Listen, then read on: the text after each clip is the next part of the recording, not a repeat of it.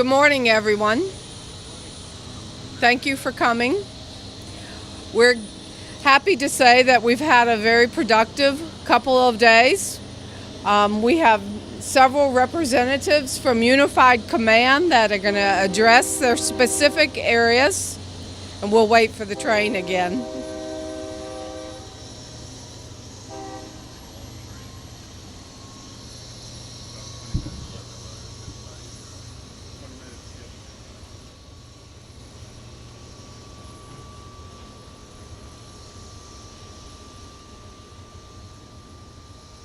As I was saying, we have representatives from Unified Command, and we'll start with Adam from the EPA. Good morning. Happy Monday. Adam Adams, Federal On-Scene Coordinator for the EPA, doing oversight and as part integrated with the Unified Command here on this response. There's a lot of information this morning, so I'll kind of update the status.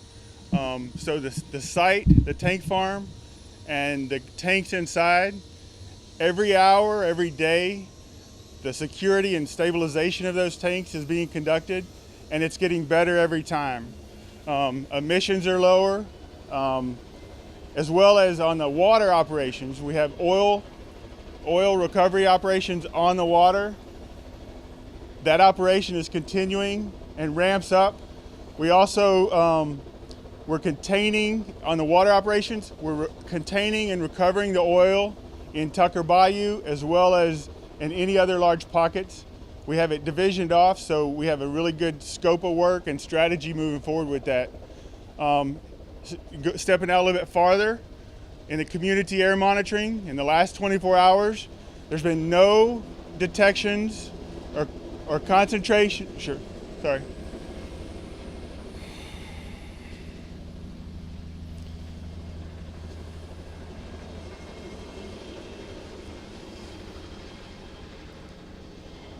Thanks.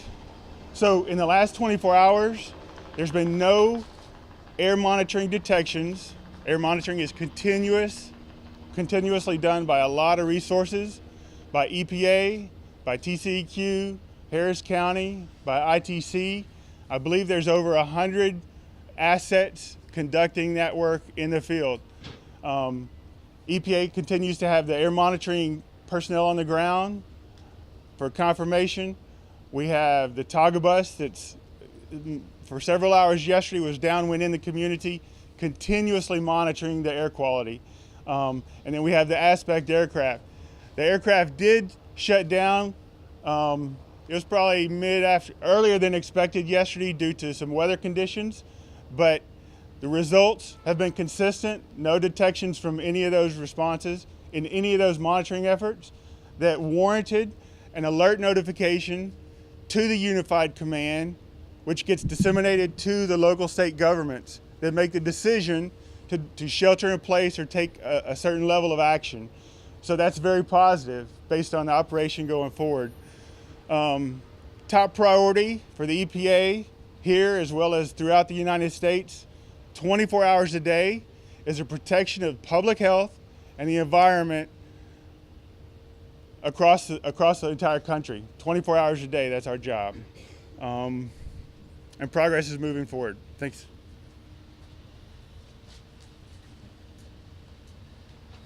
Good morning, I'm Captain Kevin Odett, Coast Guard Incident Commander.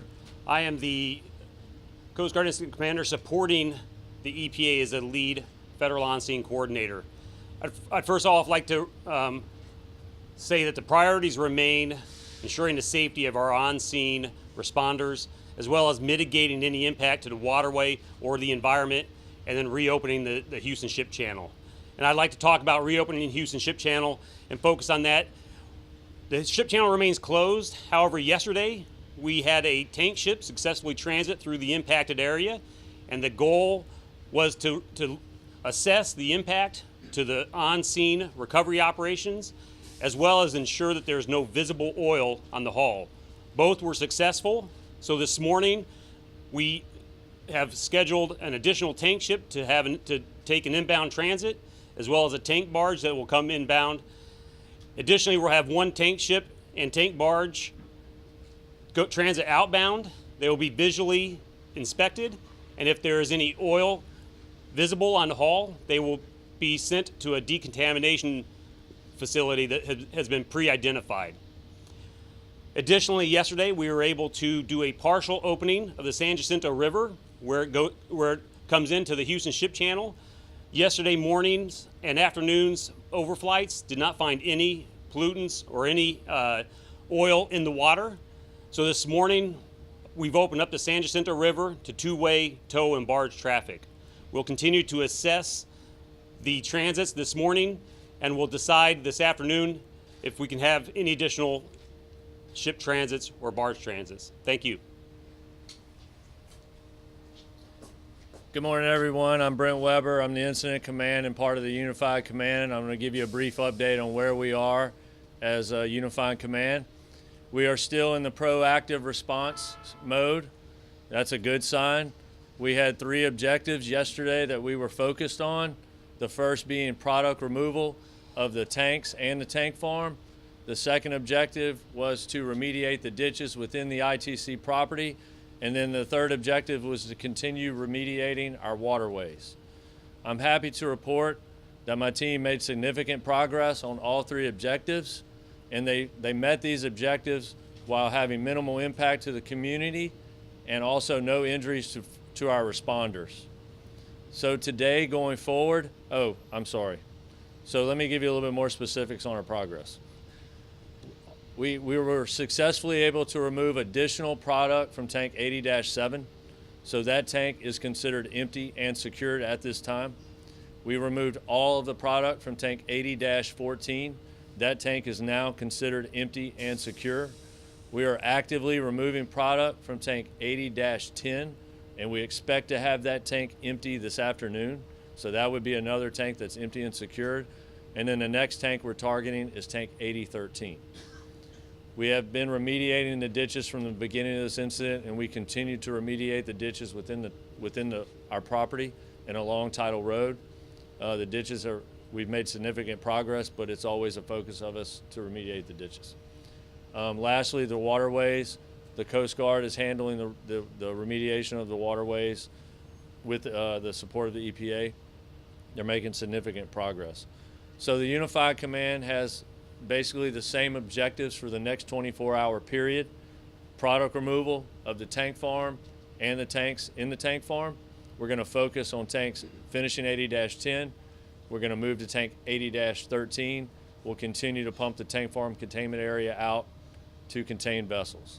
We'll continue to remediate the ditches along Tidal Road within ITC and Independence, and probably start remediating around the perimeter of the tank farm containment wall as well.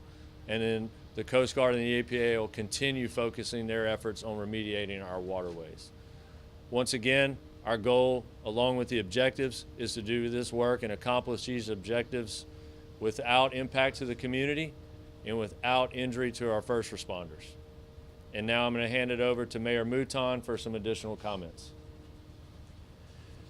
I'm very, very optimistic in regards to the progress that's being made. I stand here today and tell you in assurance that safety to the public is priority number 1. I am happy to announce that the Deer Park School District has resumed school today, and to say anything less than I am amazed at the collaborative effort that is occurring here today, and would continue to encourage the community to keep our responders and all who are involved with this incident in your prayers, praying for this incident so we can reach a point where we can assure the public that this site has been secured and, in so many words, go back to a normal aspect of life. So with that said, I guess we'll open it up for questions. Questions, yes. Questions? Please, can you tell us everyone that went back to, you just mentioned that the Deer Park ISD is open, but what can you tell parents about their concerns still of their children, going back to school? And if you can get Spanish also. You want to? From the City of Deer Park's perspective, we're still very, very active in monitoring the situation and making sure that all of these areas are safe. We've had no readings for the last several days of any kind to enact an actionable item in regards to going back into shelter in place, which obviously there's a standard that we would all respond to. But from my perspective, I've been in communication with the school districts, and everyone is in agreement, and we feel safe at this time for that to occur. Thank you. Maybe for the CQ, is there any update on the testing of the water samples from the Houston Ship Channel? If you could provide any information on that? Good morning. My name is Jeff Kunze, Kunze, with the Texas Commission on Environmental Quality. I would refer you to our webpage for the ITC fire. Specifically, you can Google TCEQ ITC fire or search it from our website. There is limited results there at this time. As soon as additional water sampling results are available and have been reviewed and validated, that's where they'll be posted. And it's my understanding continuously throughout the sampling and analysis results process. At this point, there aren't any results for water samples from the waterways themselves. Correct, yes. Thank you. Has ITC began the bankruptcy process? Any filings? No. And how many claims have been filed from individuals? I'm sorry? How many claims have been filed from individuals claiming economic loss? Do we know? Brent, do you know? I do not have that number. My efforts are focused on. Oh, I'm sorry. Incident command. Yeah, I don't track that number, so I couldn't report that number. My focus, as I continue to tell you, is resolving this incident without further impact to the community and protecting the responders that are involved in their on-site. How do I get that number? Just an email? So I was just given additional information, and there have been 1,600 claim inquiries as of Friday. 1,600 what? I'm sorry. Claim inquiries. And that's calls just coming in asking. Okay. Okay? Next question? This is for the Coast Guard. What is the soonest that the ship channel could reopen?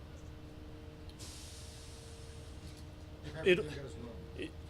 We will continue to assess it each day, but as long as there's oil and water and cleanup operations and recovery operations are occurring, it'll be restricted, whether it be one-way traffic. So we're hopeful. I heard just before the news brief that the vessel that transited this morning had no impact to its hull. So we're looking at assessing it, like I mentioned, later this morning, and we hope to be able to start having traffic move more frequently. But it will only be daylight only until we can actually complete the recovery operations on the water. How many ships are impacted in the channel and or like in Louisville, I guess? So in a typical day, the Houston pilots will move 60 tank ships and also freight ships, so your larger deep draft ships. And we have this area above Lynchburg, upwards of 100 towboats and barges will move each day. Could y'all speak? All right. I was going to say, because we talk about risk, now that we're really in the cleanup process, is the risk lower for benzene exposure from any of the chemicals that are being pumped out? Brent, you can. I mean, are we getting to the point where the risk continues to go down day by day, hour by hour? Every hour and every day and every minute that we're moving product from the damaged tanks into a contained tank, the risk profile changes on this tank form. So as we continue to move, the Unified Command very early in this process, when we just started discussing the product removal, we're very aligned that we would attack the benzene containing tanks first as a priority because of the potential impact to the community. So every day that we move that product, we are reducing the risk profile of this entire area. And can you give us a little bit of sense of what we may be seeing from the air?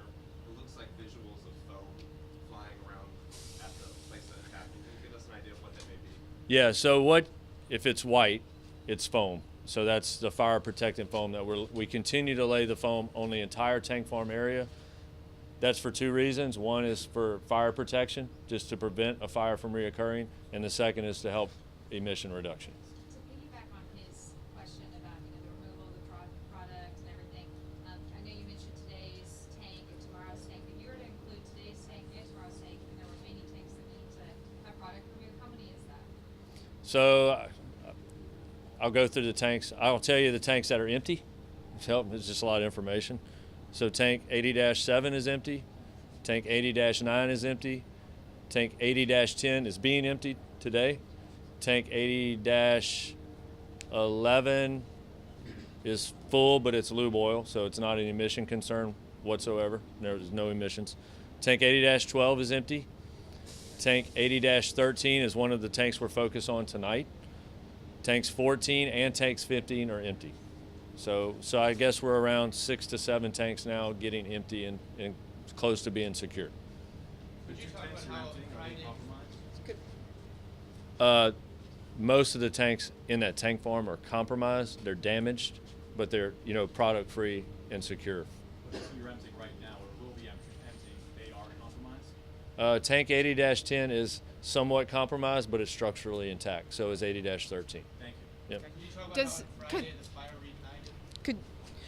Does anyone need a translation in Spanish of the questions that have been asked so far? Do you want? Okay. What's your question? The one that we just answered. Okay. I asked Can you repeat your question, please? the fact that, everyone is going back to school. How safe is this for children to go back to school? Bueno, el alcalde de Deer Park, el alcalde Mutton, ha asegurado que la zona está segura, que se siguen monitoreando, por supuesto, todos los niveles de agua, de aire, etcétera, y que él se siente confiado de que lo que se ha hecho ha sido en la dirección correcta. El distrito escolar de Deer Park ha reabierto y se sigue pidiendo, por favor, a la comunidad de Deer Park que atienda una visita a su médico, que haga una visita a su médico si tienen algún problema de salud y que por favor continúen pidiendo y orando por las cuadrillas que están trabajando en esta emergencia. Esos claims, can you tell what she says about the claims that you have received? Hasta el viernes pasado tuvimos aproximadamente 1,600 claims, reclamos, como se diría en español, que hemos recibido en la línea de ITC. En cuanto a los tanques que ya que se han vaciado, ¿nos puedes dar un update acerca de la información que mencionaba el señor Foucault? El comandante de este incidente, el señor Brent Weber, ha hablado de la actitud proactiva que se mantiene en este operativo, tanto al remover los tanques, al remediar la barda, al reparar la barda que está alrededor del parque de los tanques y limpiar todo el agua que está por ahí en esa zona. No hay heridos, les repito, no hay heridos como hasta este momento. Del tanque 80-7 se ha removido todo el producto, igual que del tanque 80-14. El tanque 80-13 es el objetivo siguiente. Se mantiene la intención de vaciarlo lo más pronto posible y el proceso de remover el producto se encuentra activo en el tanque 80-10. En cuanto a la situación del canal, ¿cuál es? El canal de navegación estuvo cerrado, se ha reabierto de manera parcial, en las últimas horas estuvo abierto de manera parcial, se ha reabierto en ambas direcciones en este momento, pero la Guardia Costera todavía está cautelosa sobre la situación que hay en el canal, porque si hay medición o presencia de alguna partícula contaminante, la zona se considera que está todavía en riesgo. ¿Por cuánto tiempo va a continuar todo esto? No se sabe todavía, no se sabe cuánto tiempo va a durar el operativo ni cuánto tiempo tomará por completo la labor de limpieza y para recoger todo el producto que se vertió en diferentes lados. You had a question over here. Yeah, could you just go over the Friday incident again, how it happened and how it was contained? What incident specific? The reigniting of the tanks. The reoccurrence of the fire. The exact cause is unknown because we haven't conducted a full root cause analysis of that incident. I will tell you at that time, there was a lot going on with the tank farm containment and the foam. So I think as the mayor and I have had multiple conversations, as you can imagine, about the entire incident.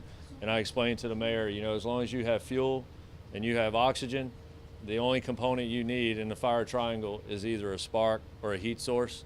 There's still a lot of heat in the tank farm, and there's potential for spark, even static electricity, to create that fire triangle.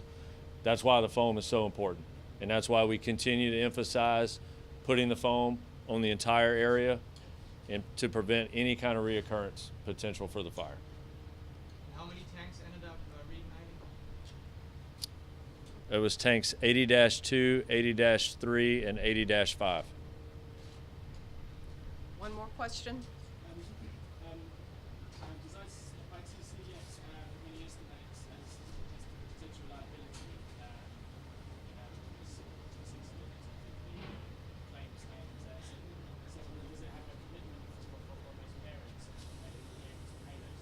At this time, I know that we have been mainly focused on the safety of everyone and the incident itself.